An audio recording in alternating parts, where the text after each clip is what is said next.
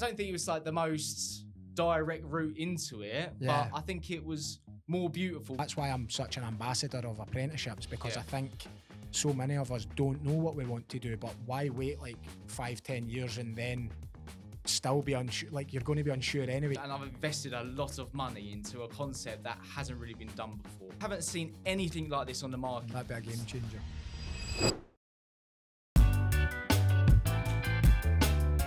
Hi guys, and welcome back to Taylor Talks Trades. This week I'm sitting down with Aaron Barker from Barker's Heritage. He's actually all the way up from London, so big appreciation for that, travelling all the way up here, mate. Really appreciated. No problem. And yeah, welcome to the show, mate. Thank you very much. It's a pleasure to have me on. Yeah. And I'm very impressed of the setup that you've got up here in Scotland. Yeah, I'm glad you like it, and it's good to actually have our own studio set up now and be moving forward with that. Definitely. But I'll go back to the start where I always go, and how did you get into the trades? So I think it's a journey before you actually just get a job in a trade. And me and my mum have always had a passion for architecture and especially buildings. And naturally, I always had a real passion of how things are built, essentially. My mum's an interior designer. So for a long time, we used to admire certain properties and just have a general chit chat about that. And then naturally, when you're about, 15, 14, you're looking for a little bit of work. One of the courses was I had an opportunity to do labouring for a builder. And he had like a half restoration business, but he was quite successful, and he had a few properties that he had and was basically doing it, flipping it over. So for a few years, essentially, I was just on the tools, helping him out, just on a one-to-one basis. We built, properties from scratch. Yeah. So I really liked that. That was an amazing opportunity, and especially we have that one-to-one kind of setup. Yeah. You learn so much more than because they're sort of mentoring you really, like, quite. Yeah. It's not like being on a big massive team and you might just get totally forced to labour. It's like when you get those right moments, you can actually like take the skills and knowledge of that person on board a bit better. And he was an amazing tradesman. He was very multi-skilled, and when it comes to problems or situations, he was very insightful how to overcome that. Yeah. And you kind of get the perspective of a business owner, essentially having to deal with all the complexities that you get on a kind of like small basis. But the natural progression for me after that was to then look at an apprenticeship, get actually fully trained in a trade. And I fortunately got an apprenticeship with a very prestigious company down the road from where I lived. And they were basically restoring churches, cathedrals, all that. They was on some really nice jobs. And was this stonemasonry then? Is that the actual? So the business was, it's like 150 years old. Wow. This business is a really established company, and they had multi-facets of the business. So one of them was, like the kind of church restoration, stonemasonry works. Other ones were like development. Yeah. But my natural progression, because obviously I really enjoyed kind of, the architecture, was the church side. Yeah. So I approached them. I fortunately got an apprenticeship in stonemasonry, and I was with them for a few years. Yeah. And then as you do in your 20s, you kind of like looking at other avenues, other opportunities, because really I don't think anyone knows exactly what they want to be doing in their 20s. And then I got into working in property development for a guy who had a lot of properties, and also he was kind of ranging in more into like educational side. Yeah. I was working with him for doing this training concept, but unfortunately that had to come to a close because when COVID hit, it just just that side kind of like fell on deaf ears, really. Yeah. So I had to kind of think a little bit fast of what I want to do. I knew I definitely didn't want to work for someone else. Yeah.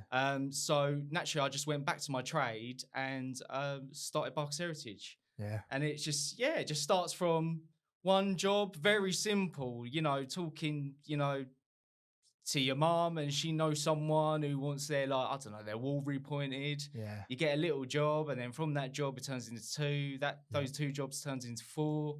And then before you know it, you got an actual income and you got a business on your side. Yeah. So yeah, I don't think it was like the most direct route into it, but Yeah. I think it was more beautiful because I picked up a lot of experience Yeah. on the Along way the way. from Yeah. different trades and different industries. That makes sense. Something that you said, like a lot of people get to their 20s, probably even older, and don't know what they want to do. But what I like about trades and apprenticeships, especially, is you can get an apprenticeship at 16, be Yeah, qualified, and everything finished by your 20, depending on the trade. And at that point, if you're still not sure what you want to do, you've got a trade behind you. yeah, You've learned that trade. You've been paid as you learn. Your yeah, wages have went up every year, and you're now a tradesman to be free to basically go and earn what you want to earn and find your place in the market for what you're going to earn. So, definitely. that's why I'm such an ambassador of apprenticeships, because I Yeah, think so many of us don't know what we want to do. But why wait like 5, 10 years and then still be unsure? Like, you're going to be unsure anyway, so yeah, why not like dive in, get a trade, have something behind you, you can travel the world yeah, with it, definitely. and then go from there. No, it's interesting because it seems like you got quite a good sort of like variance of different things as well, like Yeah. different parts of how the project all comes together. And you've got more your niche now. But was it like, what was the actual starting up of Barker's Heritage like? Was that a sort of quick decision, or was it, right, I'm just going to? For me, it was a natural decision because, like I said, I didn't want to work for anyone else. I felt, me personally, I'm very entrepreneurial, so Yeah. I'm looking for something for me to do. Do you know what I mean? Yeah. So yeah, it was a natural progression. Don't get me wrong. When I first started, it was hard graft. I've been going for like 3 years now, and the first year, 2 years, it's very stressful and very uncomfortable, but it's so rewarding Yeah. in the end of it. And when you start looking back from where you've come from, to start something from nothing, that's just, Yeah. you can't put a price on that. You Yeah. just And cannot put a price on that. was there like a gap in the market or something? Like, did you see someone's not doing it quite as good as you could, Yeah. or So how did you like? So essentially, in London, we've got these beautiful properties. A lot of the properties are Victorian, Edwardian, Yeah. Georgian facades. Absolutely incredible properties. And when I first started out, obviously my kind of main core aspect was the masonry side. So I'll go around there, repoint a property. But what you're going to find is, clients are asking you for additional services. Yeah. And, there are these niche businesses what just specify in just one certain aspect of, like repointing or Yeah. brick cleaning. For me personally, I wanted to provide that all encompassing, Like a one-stop shop. not a one stop shop, because, it's, you need to have the time in order Yeah. to learn all these other, aspects of what you're going to provide as a service. Yeah. So, it's a slow and steady process. But now, what a lot of the competition aren't doing, they're not including all these other assets into, Yeah. providing this all-encompassing facade restoration service. Yeah. And, we can facilitate everything from the project management, with like subcontractors, if they want to get like, we're doing mosaic tiling now. We can facilitate all that. So Yeah. you can be rest assured that you're going to have this, total, revisualize that, Yeah. like, Yeah. like Yeah.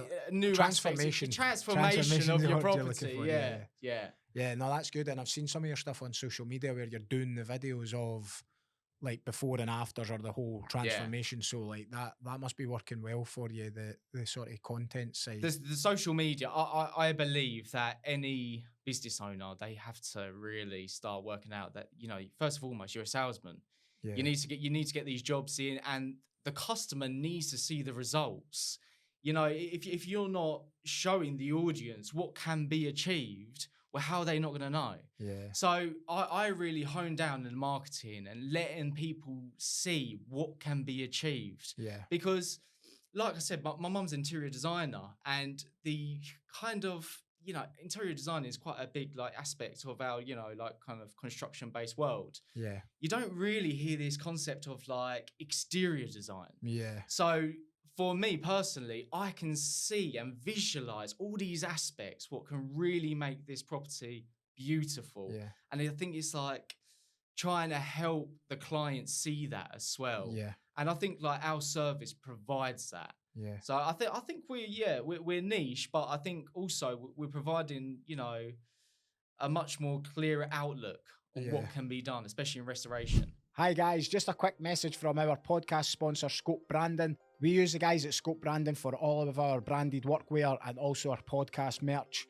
So I would highly recommend them. Good quality, good prices, and really good service. Go and check them out on their socials just now and enjoy the rest of the show. Would you then, like a client gets in touch in the front of their building, they're just not happy with it, and then you would go in and you would advise and say, look, you could do this, like we've done one similar on this street or whatever, and then you can show them the video as well. Definitely. I mean, you're going to get two customers. They're either going to go for the, they want to go to courses just to repair a property. That's all fine. Yeah. But also what we can do is provide a facelift. Yeah. So, if your house is looking a little bit tired, we can facilitate to make it just stunning again. Yeah. And because these old properties, over the time, they do get a little bit dilapidated. Yeah. So, our idea is that we want to provide this kind of provide the beauty back in restoration. Yeah. And I think that's the main ethos of the company. And do you think then, like, does it pain you a bit when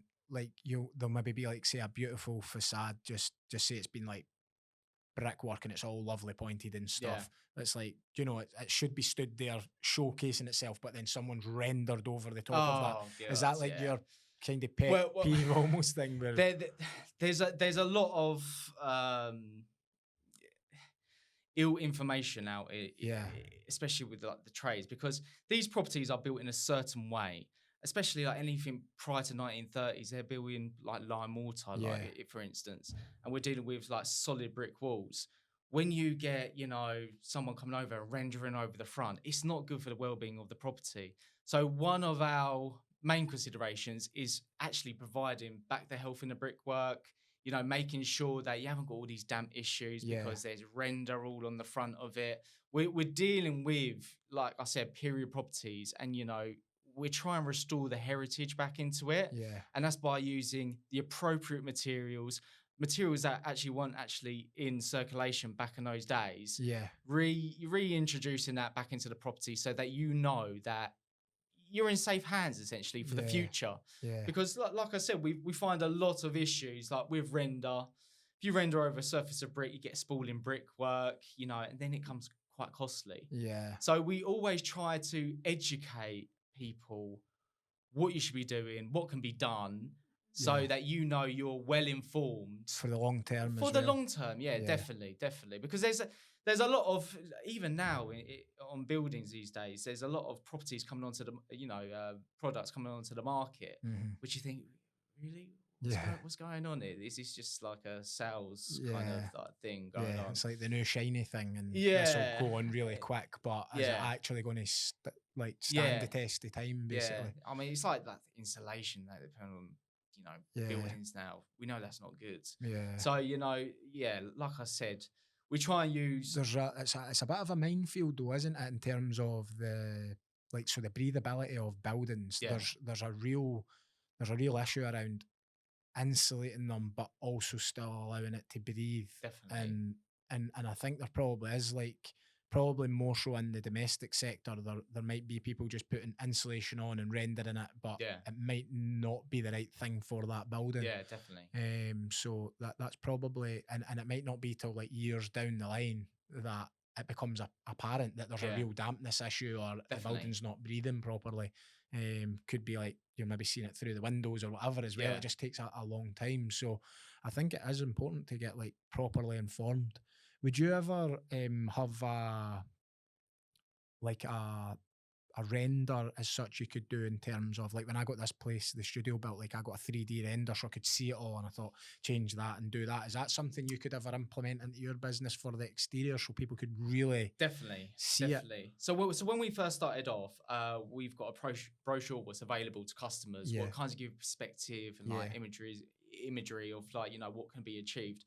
Now, I'm honing, and I've invested a lot of money into a concept that hasn't really been done before. okay, And essentially, I've got someone working on to do an online facade kind of customizable builder. yeah, So you can choose what facade you have. Let's say like your brickwork is in paint. hmm, You can select that. It's going to give you a visualization in CGI of what your current state of your property is, mm, and then we can, like, if you want to get the paint removed, you pick an option, mm. and then it would say remove your Right, paint, show you. and then it would change to show you. That'd be a game changer. Oh, That mate. would be a game changer. I haven't seen anything like this on the market. Nah. And obviously, it's taken me a long time to find the right people to do this, because there is, I've looked everywhere and Yeah. there's no one that can kind of design this. Yeah. So yeah, it's a custom builder essentially. You can pick what, Yeah. color of the paint you want. You can pick new door, new mosaic tile path. So yeah, we're hoping to launch this, kind of Christmas time. Well, So yeah, I'm looking really forward to it. Yeah, yeah, yeah, no, that'll and be it's exciting. it's going to help the customer really visualize what can be achieved, and also their options, what are available. Yeah. So having that interactive experience, I just think it's going to be the next level. Yeah, no, it definitely is because I know that like anytime I've had work done or like I speak to obviously lots of trades people and homeowners as well or clients, and um a big problem is, you'll have the vision, Yeah, they'll have their own vision, and then there's the result of what's delivered. exactly. Yeah, And it might not be that, it might be like a really great job, but it's not what they imagined it was Yeah. going to be, and they just can't remove what they imagined it was going to be out of it. yeah. So I think like when you've got something that you can both look at, Yeah. as much And you easier. bridge the expectations, Yeah. because every single individual or client, they have certain expectations in their head what you're going to try and communicate with them Yeah. to try and find the final article, and to try and do that in a consultation and via email. Sometimes it does get a little bit messy, and Yeah. you're trying to really help to achieve this process. But with this custom builder, hopefully that's going to really Yeah. make it easier. The more you get right at the early stage, like the Yeah. easier the finished stage is. What's the sort of most typical type project that you'll do? Like, what's the biggest ask in London where you are for? Yeah, so there's a lot of properties in London with, like I said, like render, Pebberdash. yeah. Pebberdash is definitely not in style anymore. So people are looking to get rid of this. Obviously, that's what we can do. We can restore the brickwork underneath. Yeah, Subsequently, we can also repoint the property. There's various styles of repointing. You Yeah. can go from a basic repoint to like a very premium finish. And Yeah. especially if you go on my Instagram, you're going to see what can be achieved yeah, just by pointing to make it really level up. yep, But yeah, it's mainly like pebble dash removal, repainting of the stonework, but also now we encompass landscaping aspects. yeah, So Victorian mosaic paths, yeah. front garden paving. So are you seeing that there's a real shift then? Because people sort of, I think they went through this period of just cover it and render, just do the landscape maybe like more modern. Like, as people trying to go back in time almost to Definitely. go, they want the heritage of the building back. Definitely. I think people much more appreciate the heritage of the property, and they want to restore it back to Yeah. that condition. And to be fair, it's more curb appeal. Yeah, In order to get your facade, especially, restored in London, it's going to raise the value of your Yeah. property Yeah. significantly. yeah. No, Yeah. it makes a lot of sense. And do you know why people's going back to that approach, or is it just like, I just, I'm not really sure the reason. There's some people who just like render, Yeah. Or the pebble dash. I Yeah, still it know might there's not be companies going out everyone. here and pebble dashing. I just have seemed to be picking up on it that like a lot of people are, removing.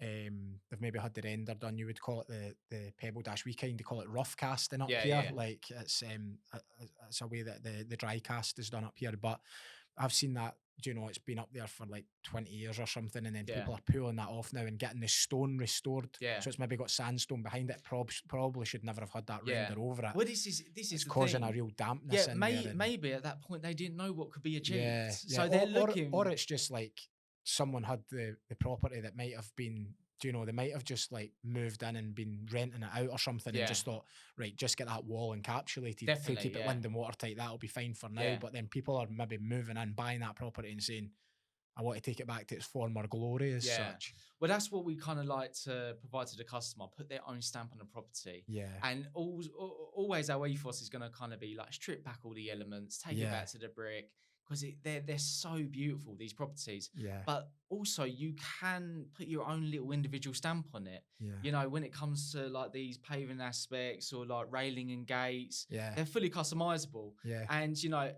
as long as it's kind of in keeping with the property, Yeah. you're going to really get a nice, Yeah. clean, fresh I seen look. some on your Instagram, and one of the words that you mentioned, I think, was like they're timeless. Yeah. And it's probably true. Like definitely. those gates that's there, like you're looking at it and you're thinking, that could be from like 100 years ago, but it could also still Yeah. be in 100 years and it'll not look out Definitely. of place. Like it makes sense. I don't think there's enough appreciation of the traditional skills anymore, the actual real heritage stuff. It's Yeah. all getting very much, how can it be delivered quicker? How can we use materials that make it faster? How can, Yeah. do you know, and I think a lot of that probably comes from the house builders wanting Yeah. to put these buildings up really, really fast and get people into them essentially. Definitely. And there is obviously like there is a housing shortage as well as a skills shortage. So Yeah. it does make sense. They're trying to solve that problem, but just even now, like, you know, they're moving, like for roofing, they're removing lead and they're trying to use like the GRP sort of plastic for certain Yeah. elements and different things. And, do you know, It's just all cheap and cheerful. a lot of it, yeah, a lot of it is sort of, it's pace, I think. Yeah. It's get it done quick. I mean, I go to these properties with these like stonework elements, Yeah. you know, hand carved, molded faces on the top of like the arch, and you're Yeah. just thinking, do you know what I mean a developer used to do that back in the Yeah. days? Nobody do you know what I wants mean? to take that Spend time the now. time, Yeah, you know, yeah. just make It's sure that looks too- beautiful. It's too it's too, there's too much time scales and there's Yeah. too much the margins are too low in a lot of things now. But that's where probably in the private homeowner sort of domestic market, you're allowed to be able to probably have a bit more of a, like, let them put a stamp on it, Yeah. because if they believe in it, then it's just that one client. It's not like 600 houses that might be getting built on a site that you've got to convince the house Definitely. builder to do them all that way. I noticed as well on your Instagram, like some of the scaffolding that you're putting up with, like the wraps around it. That must be a real sort of game changer in terms of just Well, allowing you to get the in job done. regards to finding the scaffolder that can make these fully contained, dust tight scaffolds, it's Yeah. taken me a long time to do. Yeah. But you know, the process of restoring these facades, it's very dusty. Yeah. A lot of debris is going everywhere. Obviously, you're working in kind of, especially in London, in congested areas. You want to facilitate that, so you don't want any issues with the neighbours. You know, make sure like, you know, everyone's happy Yeah. essentially. So having a scaffold with, you know, proper contained monoflex is just a game changer. It's gonna help the customer experience so much that they don't have to worry about, you know, Yeah. dust going all over the street, getting And complaints. neighbours having a go at them and Oh, stuff. exactly. Yeah, because what we're doing, it's a stressful experience. Yeah. When you have strangers come into your property Yeah. and, you know, they're working on your property, it's like your own kingdom, really. Yeah. Yeah. You know, you have to think about every single element in order to make it as stress-free as possible. And I think that's really crucial in order to provide, you know, a really good customer Yeah. relationship. So yeah, just small little elements, just like the Yeah. scaffolds. Yeah. You know, I just think, you know, that's what you need to do. I think it's amazing, like with social media now, like, because like the things that I'm picking up on there is like really just from looking through your Instagram. I can see you're there on camera, you're passionate about what you do, you're Yeah. saying what service is going to be offered. You then see the monoflex scaffold, so you can see, right, you're taking care, you're wanting Yeah. to contain the dust element, you're wanting to make sure that the neighbours aren't going to go crazy at your client. Essentially, there is a lot of you know, people get frustrated when they see other people getting work done as well. I don't know if it's Yeah. this thing where they're like, oh, I should be getting mine done. Yeah. And then they start getting that wee bit of envy and they almost just get annoyed that there's someone in the street. And it's like Yeah. the underlying feeling is not really they're annoyed at the contractor, they're just annoyed that, oh, I should have got that done. Yeah. And then sometimes you see them and they'll say, can you do mine at the same time? And it's like, oh, that's not really how this process works. We Yeah. could try, but yeah, so it's I think the social media is great because it's showing the element of what you can do.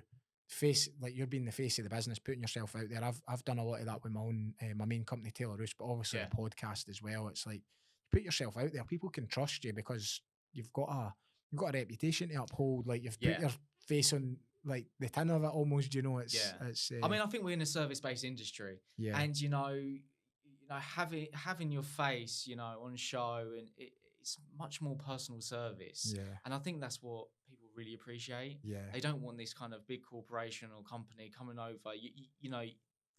That you need to really interact who's with the these people customers behind the business? Yeah, exactly, Yeah. definitely, because like we are small businesses, Yeah. So I think customers appreciate that, Yeah. especially when you're doing domestic works. Yeah, definitely. And what's the sort of that's kind of got us quite up to date, I would say. So what's the moving forward like? What sort of like what size is the team just now? You got ambitions to grow it bigger? Like what's the Definitely. future holding? So this year's been quite incredible for me personally.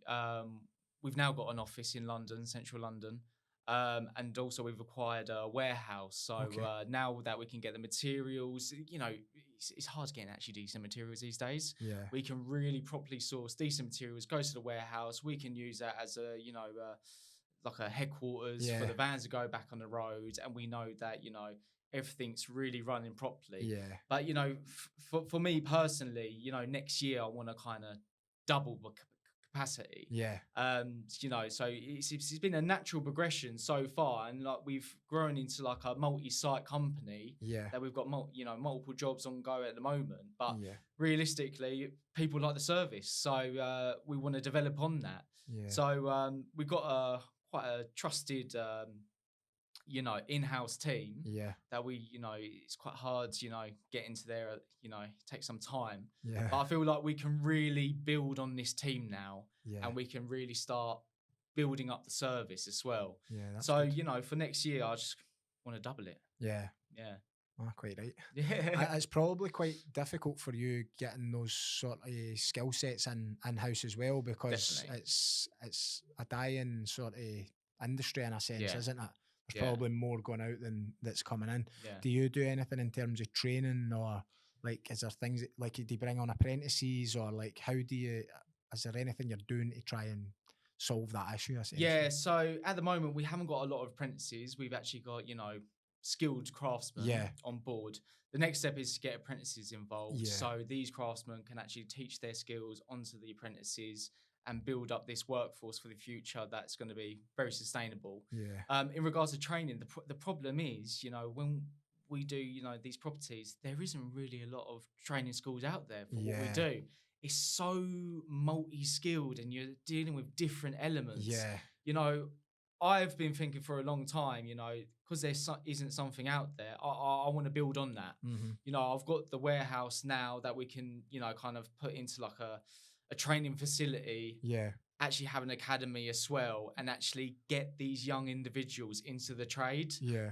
Because when I done my apprenticeship, the first thing they said to me, they was like, well, there isn't actually a training school out there in order to show you what we do. Yeah. So I had to go for a specific craft like stonemasonry. Yeah. Makes A sense. lot of the other time, I wasn't really kind of doing that. Yeah. I was on the tools, doing other stuff. What wasn't really kind of like your specific trade as such. my yeah. specific trade. So I think there's definitely a gap in the market for Yeah. a new kind of training school. Yeah, so, I would agree. I would agree. It's just trying to get the balance between your main business Yeah. and that. It becomes almost like its own business. Yeah. We've been looking at it for years to sort of formalise a roofing academy, and we've done it in small segments where like we've built roofing rigs, brought in all the materials, had had young people in and had our existing staff and stuff in as well, and training up on the rigs and different Yeah. things. But in order to sort of really do it at scale and make a meaningful difference, like you probably need to almost take it to a business concept where Yeah. you're either getting grants to bring in young people from school and different things. And then also there's not a massive demand for the roof training as such, from the point of view as roofing's not like a regulated industry. Yeah. So it's not everyone that like would actually just put their hand up and be like, I want to come and get taught properly. Yeah.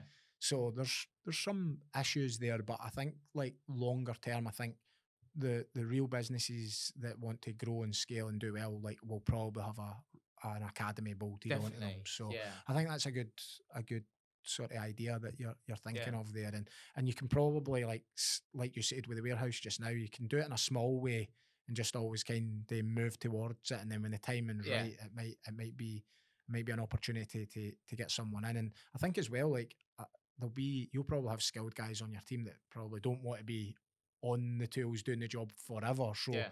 they could maybe become a trainer in the future or something. Well, this is it. These skills. They need to and- get passed down somehow, don't they? Like, it's a well, real- yeah. This is the point. Like I said, these are like all heritage skills. So Yeah. these skills. It's hard getting people in the trade. Yeah, Once these people then retire, the skills are lost. yeah, So, like for me as a young individual, like even I found it very hard to get trained Yeah. in certain elements of the industry. yeah, So there's definitely an avenue to go down to, reintroduce these skills back into the workforce. yeah. No, it makes a lot of sense. I think you just like think of what's the alternative? Like, Yeah. these skills just aren't there. Like, you couldn't That's it. dream of that being done. And I guess as well, if the training and that side of it isn't sorted, then it's just going to end up cowboys Yeah, doing it. Like, people definitely. just, because there'll always be a need for it. Yeah.